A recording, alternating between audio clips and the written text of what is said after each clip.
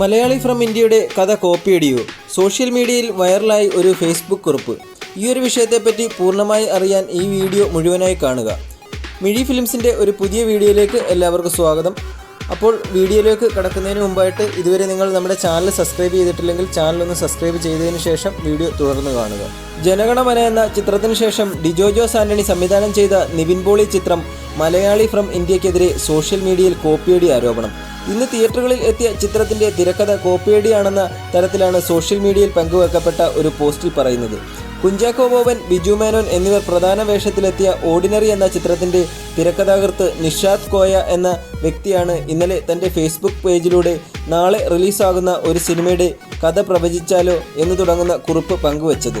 നിഷാദ് കോയ പങ്കുവച്ച കുറിപ്പിലെ കഥയുമായി Malayali from India എന്ന സിനിമയുടെ കഥയ്ക്ക് സാമ്യമുണ്ടെന്നാണ് ഇപ്പോൾ സോഷ്യൽ മീഡിയയിലെ ചർച്ചാ വിഷയം.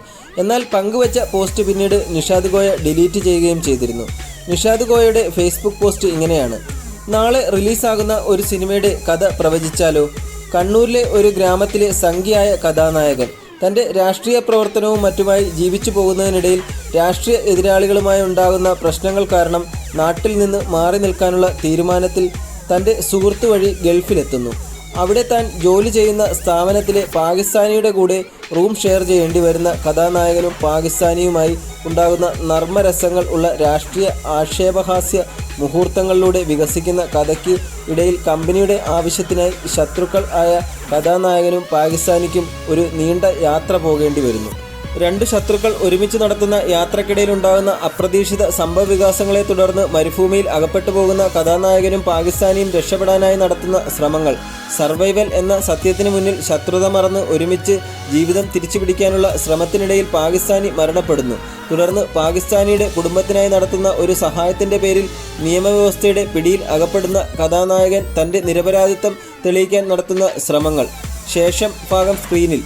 ഒരു പൊളിറ്റിക്കൽ സറ്റയറായിട്ടാണ് സിനിമയുടെ ആദ്യ ഭാഗം ഒരുക്കിയിരിക്കുന്നത്. രണ്ടാം പകുതി സർവൈവലിന് പ്രാധാന്യം കൊടുത്തുകൊണ്ട് രാജ്യവും അതിർത്തിയും മനുഷ്യനിർമ്മിത വേലിക്കെട്ടുകളും മറികടന്നുള്ള മനുഷ്യസ്നേഹത്തിൻ്റെ കഥ പറയുന്നു.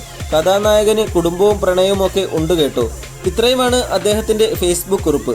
നിങ്ങൾ മലയാളി ഫ്രം ഇന്ത്യ എന്ന സിനിമ കണ്ടിട്ടുണ്ടെങ്കിൽ ഈ ഒരു ഫേസ്ബുക്ക് കുറിപ്പിൽ പറയുന്ന കഥയും സിനിമയുടെ കഥയുമായി സാമ്യമുണ്ടോ?